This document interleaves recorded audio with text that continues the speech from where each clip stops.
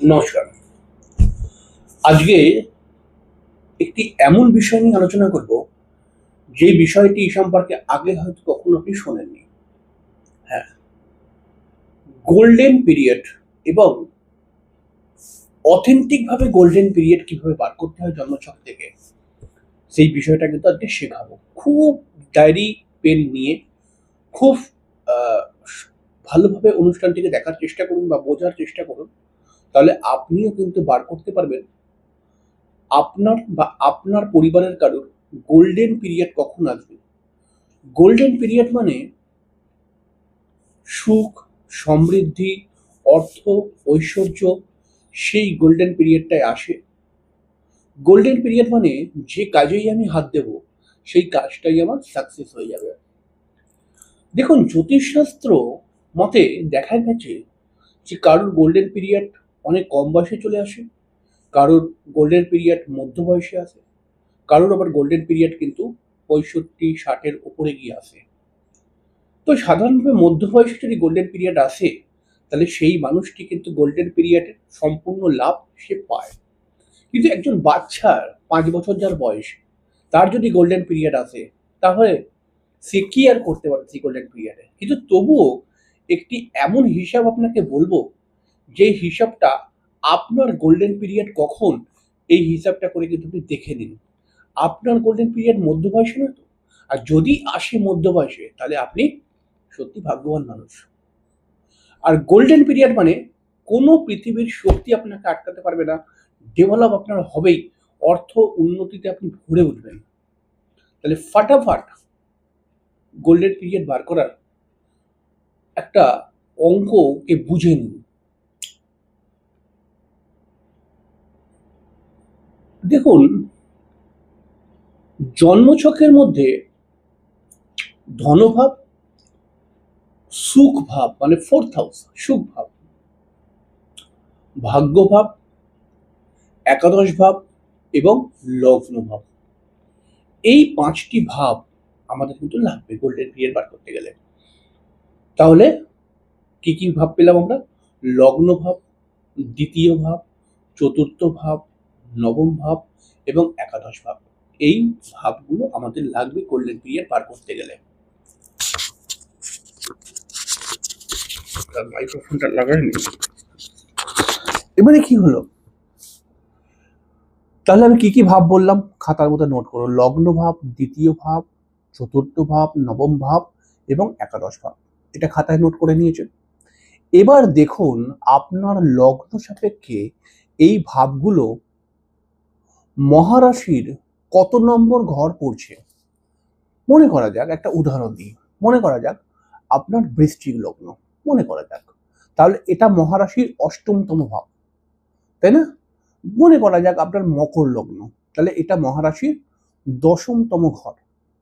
মনে করা যাক আপনার কর্কট লগ্ন, এবং কর্কট লগ্নের নবম ভাব, নবম ভাব মানে কি মীন রাশি পড়বে, তাহলে কর্কট লগ্নের নবম ভাব আসলে কিন্তু মহারাশির 12তম ভাব। এই মহারাশির কত নম্বর ভাব পড়ছে, এটাকে একটা একটা করে পাশে লিখুন। মানে লগ্ন ভাব মহারাশির কত নম্বর ভাব, লগ্নের দ্বিতীয় ঘর মহারাশির কত নম্বর ঘর, লগ্নের চতুর্থ ঘর মহারাশির কত নম্বর ঘর, এগুলো কিন্তু পরপর পরপর 5টা লিখুন, লিখে যোগ করে দিন। দেখুন স্টেপ বাই স্টেপ এগোবেন, দেখুন কেমন করে অঙ্কটা বেরোবে। তাহলে আপনার লগ্ন, লগ্নের দ্বিতীয় ঘর, লগ্নের চতুর্থ ঘর, লগ্নের নবম ঘর আর লগ্নের একাদশ ঘর মহারাশির কত নম্বর ঘর করে পড়ছে, যেটা বিভিন্ন লগ্নের জন্য বিভিন্ন রকম পড়বে। তো সেটা কিন্তু একটি খাতার মধ্যে পরপর পরপর নোট করো, যে আমার লগ্ন ভাব মহারাশির এত নম্বর ঘরে পড়েছে, আমার দ্বিতীয় ভাব মহারাশির এত নম্বর ঘরে পড়েছে, আমার চতুর্থ ভাব মহারাশির এত নম্বর ঘরে পড়েছে। এরকম করে একটা হিসেব করুন। তাহলে 5টা আমরা এখানে অঙ্ক পাবো, সংখ্যা পাবো, এটাকে যোগ করুন। হয়ে গেল যোগ। এবার আপনি আপনার লগ্নভাবে কোন গ্রহ বসে আছে এটাকে নোট করুন। মনে করুন কোনো গ্রহ বসে নেই, দরকার নেই, নোট করতে হবে না। চলে যান দ্বিতীয় ঘরের মধ্যে, দ্বিতীয় ঘরে আপনার কোন গ্রহ বসে রয়েছে আপনি নোট করুন। মনে করা যাক দ্বিতীয় ঘরে কোনো গ্রহই বসে নেই, নোট করতে হবে না। আপনি এগিয়ে যান চতুর্থ নম্বর ঘরে, চতুর্থ নম্বর ঘরে আপনি দেখুন কোন গ্রহ বসে রয়েছে, আর সেই গ্রহটি মনে করা যাক চতুর্থ ঘরে বৃহস্পতি বসে রয়েছে, মনে করা যাক, একটা উদাহরণ দ্বারা বলছি। তাহলে বৃহস্পতিটাকে আপনি খাতার একটা জায়গায় নোট করে রাখুন। আচ্ছা, তারপরে আমরা বলেছি নবম ভাব, চতুর্থ ভাবের পরে নবম ভাব, একাদশ ভাব। মনে করে যাক নবম ভাবের মধ্যে আপনার রবি বসে রয়েছে, তাহলে লিখে রাখুন, একটা নোট করুন, নবম ভাব ইকুয়াল টু রবি। এবার ধরুন একাদশ ভাবের মধ্যে আপনার কিন্তু মনে করা যাক একাদশ ভাবের মধ্যে মনে করা যাক শনি বসে রয়েছে, মনে করা যাক, তাহলে লিখে রাখুন শনি ইকুয়াল টু, শনি লিখে রাখুন, ইকুয়াল টু লিখতে হবে না, একাদশ ভাব ইকুয়াল টু শনি। হ্যালো, এবার খাতার আর একটা জায়গায় পয়েন্ট করুন, আমি একটা গ্রহের পয়েন্ট বলছি, এই পয়েন্টগুলোকে লিখুন। খুব ইন্টারেস্টিং ক্যালকুলেশন, দেখবেন কি সুন্দর মিলে যাবে আপনার হিসাব করলে পারে। এখানে লিখুন প্রত্যেকটি গ্রহের মান। রবির মান হচ্ছে 7, লিখেছেন রবি ইকুয়াল টু 7। আর একটা জায়গায় লম্বা করে লিখুন রবি ইকুয়াল টু 7। চন্দ্র ইকুয়াল টু 3। মঙ্গলের মান হচ্ছে 10।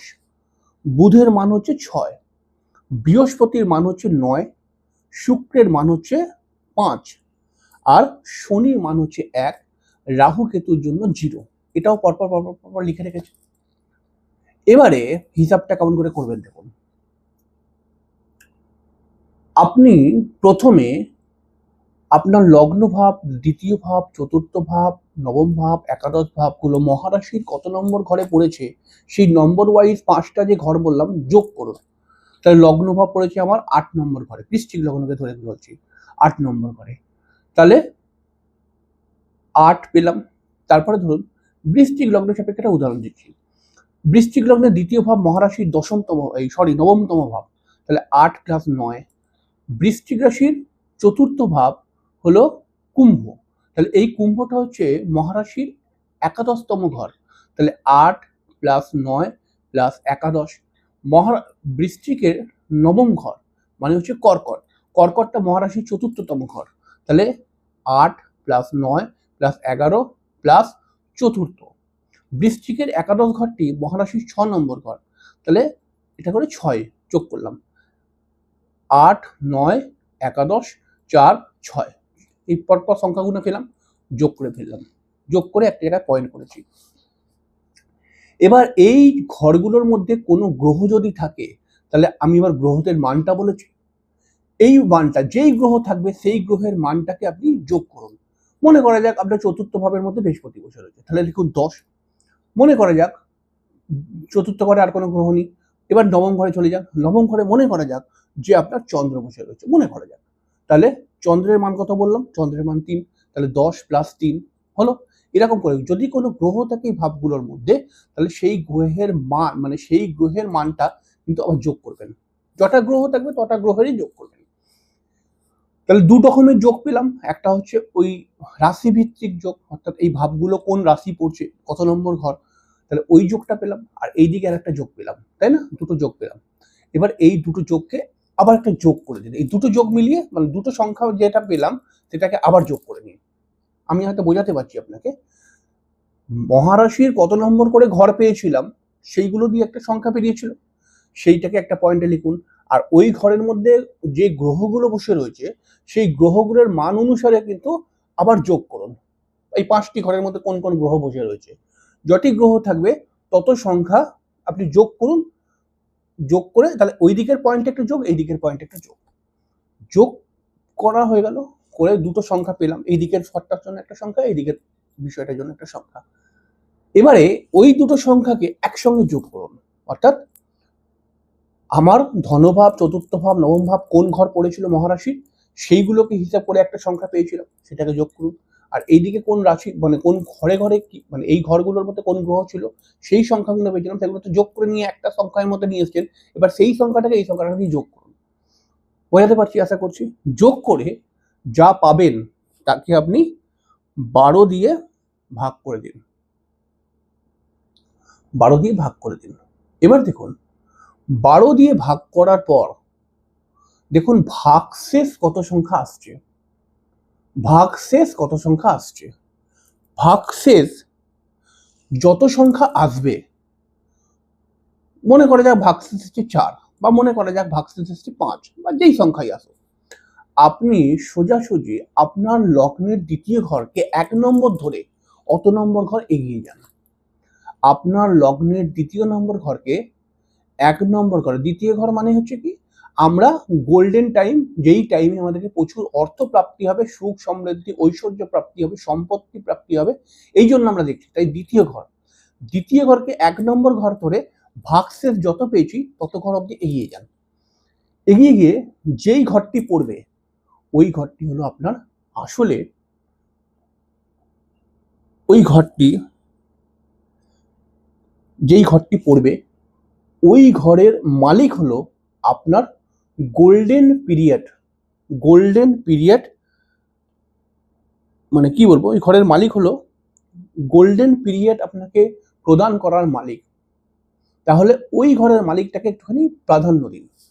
এবারে ওই ঘরের মালিকটির যখন দশা আসবে তখন আপনি প্রচুর সম্পত্তি উপার্জন করতে পারবেন, প্রচুর ধন সম্পত্তি পাবেন। এবার ধরুন ওই ঘরের যেটা পেয়েছি সেই দশাটা ছোটবেলায় চলে গেছে, তাহলে এটা ব্যাড লাক। আর মনে করা যাক ওই দশাটি আমি যখন 60 বছর বয়স হবে তখন আসবে, তাহলে এটাও ব্যাড লাক এক ধরনের। কিন্তু যেই ঘর পড়বে, গোল্ডেন পিরিয়ড প্রদানকারী গ্রহটি যেটা পড়বে, যেই ঘর পড়বে ওই ঘরটির মালিক খুব গুরুত্বপূর্ণ। ওই ঘরটির মালিক যদি জন্মছকে ভালো থাকে তাহলে আপনাকে চিন্তা করতে হবে না, আপনি অর্থ প্রচুর পাবেনই পাবেন। ওই ঘরটির মালিকের উপরে যদি কোনো শুভ গ্রহের দৃষ্টি থাকে তাহলে আপনাকে চিন্তা করতে হবে না, আপনাকে সুখ সমৃদ্ধিতে একটা সময় ভরিয়ে দেবে। যদিও নিজের অন্তর্দশার মধ্যেও আসে তখন আপনাকে প্রচুর উপার্জনের পথও কিন্তু সে দিয়ে দেবে। এবং ওই গ্রহটির অন্তর্দশা যখন আসবে তখন কিন্তু আপনার একটা এমন সময় আসবে যেটায় হাত দেবেন সেটাই আপনার কিন্তু সাকসেস হয়ে যাবে। এরকম করে গোল্ডেন পিরিয়ড বার করতে হয়। অবশ্যই বার করুন, প্রত্যেকেই নিজের নিজের জন্মছকে বার করে দেখে নিন। এবং যদি আপনি দেখেন যে গোল্ডেন পিরিয়ড আমার সামনেই আসছে, আপনি অ্যালার্ট হয়ে যান, ভেরি সিরিয়াস। আপনি একাধিক প্ল্যান বানান, নিজেকে উন্নতি করার বা নিজেকে আরো বেশি ডেভেলপ করার একাধিক প্ল্যান বানান। দেখুন সেই প্ল্যানগুলো সাকসেস হয়ে যাবে সেই দশার মধ্যে। খুব গুরুত্বপূর্ণ বিষয়টি, না বুঝতে পারলে একাধিক বার অনুষ্ঠানটিকে দেখুন, আশা করছি বুঝিয়ে দেবো, বুঝে গেছে আমি যতটা সরলভাবে বলেছি। আর না বুঝতে পারলে 2-3 বার দেখুন, তাহলে বুঝে যাবেন।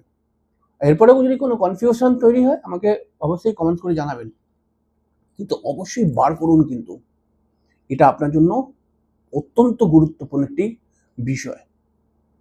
যাই হোক, পরের দিনকে আমরা আবার দেখা করবো আর একটি নতুন অনুষ্ঠান নিয়ে। ততক্ষণের জন্য নমস্কার।